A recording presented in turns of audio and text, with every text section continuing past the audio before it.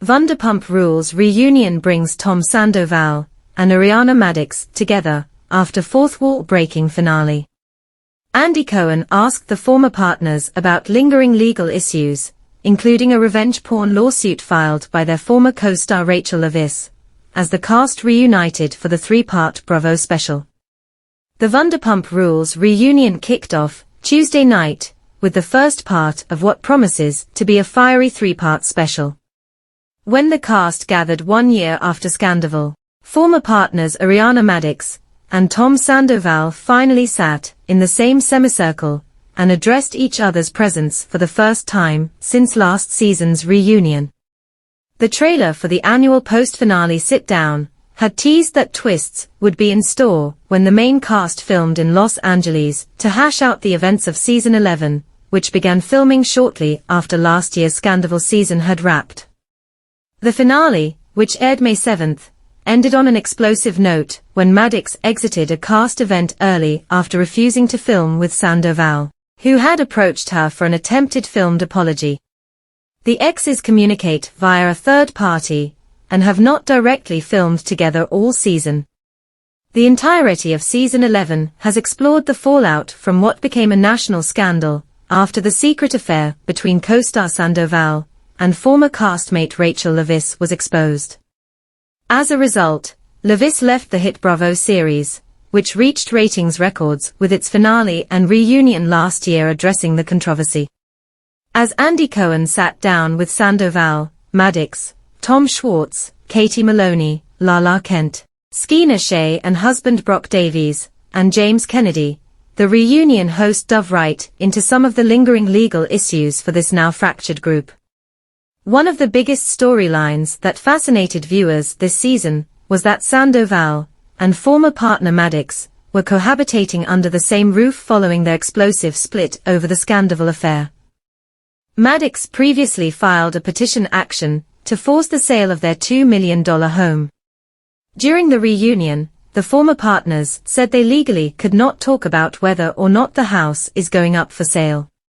But Madix, who has reportedly purchased a new home in LA, did say, "I've been in an Airbnb and then living in New York. At the current moment, no, I'm not living there. I did not spend the night there last night."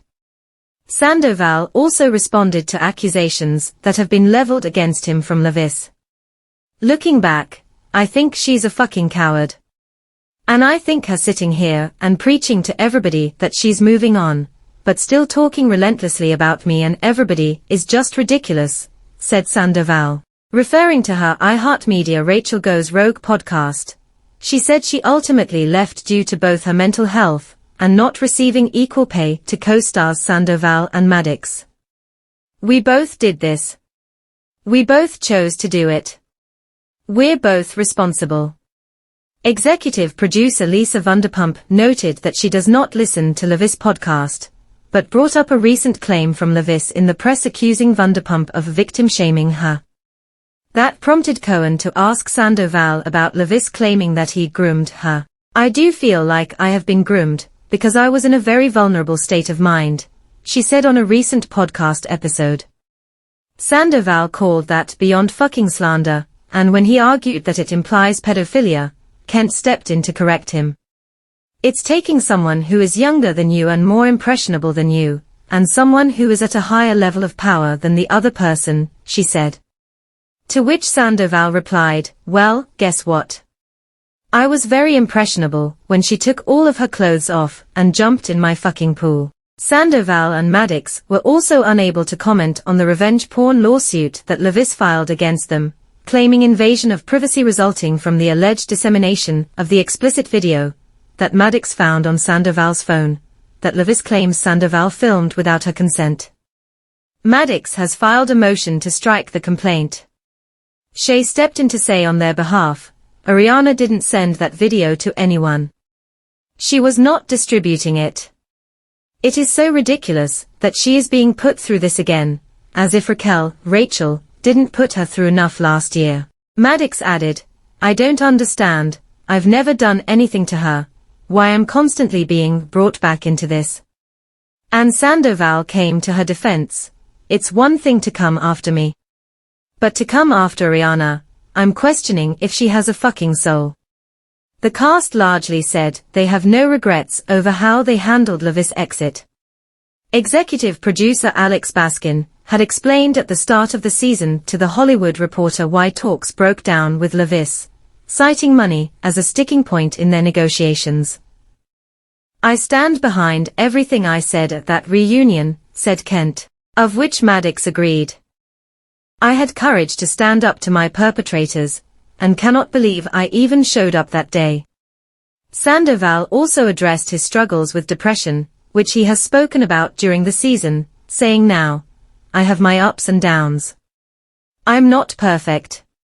And I'm not the smartest dude. But yeah, it can be very difficult at times."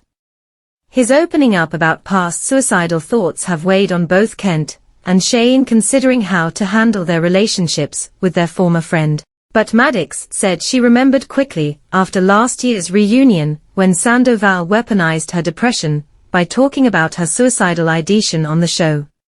"I didn't want to be a part of those conversations," she said. Sandoval also broke the fourth wall even further when reacting to how hot the spotlight was on the Bravo series amid real-world news. Particularly, he addressed his viral comments in February, when he compared Scandoval to George Floyd and O.J. Simpson in a New York Times interview. "I'm not defending anything I said. I was just talking about the absurdity that this scandal got, and I just thought of big things in news. Those were the first big things, obviously, they are way bigger," he said. "My shit was not newsworthy. I'm seeing the scandal fucking sandwiched between the war in Ukraine and some other shit. Why is CNN fucking talking about a cheating scandal on a guilty pleasure reality show?" The cast admitted that none of them read the Times article and only saw the headlines. Cohen, who did read the article, said, "It was a bad article. You should fire your PR team." The first parter then ended with talk turning to Madix's fan-favorite status and post-Scandoval success, as well as her relationship with Maloney and their delayed opening of their sandwich shop, Something About Her. During the reunion, they said they planned to open by the time the reunion aired. The business partners recently announced a May 22 opening date, while visiting Cohen's late-night show Watch What Happens Live. Updates on the cast had come at the beginning of the episode, with Cohen highlighting milestones all around, including Shay and Kent buying new homes, Kent being pregnant with a baby girl due on September 1, Sandoval dating Leonardo DiCaprio ex Victoria Lee Robinson, and Madix starring on Broadway's Chicago. She's also hosting this summer's Love Island. The busy cast is taking a pause on filming this summer, before heading into production on season 12. With the reunion having filmed before the finale aired, viewers know how the season ended. But the cast does not know all of what was said after Madix swiftly exited the final scene, including Kent accusing Madix of gaining a Beyoncé-like status from her Scandoval fame in a fourth wall-breaking confessional. Cohen, as was teased in the trailer, will play that the footage for the cast later in the reunion.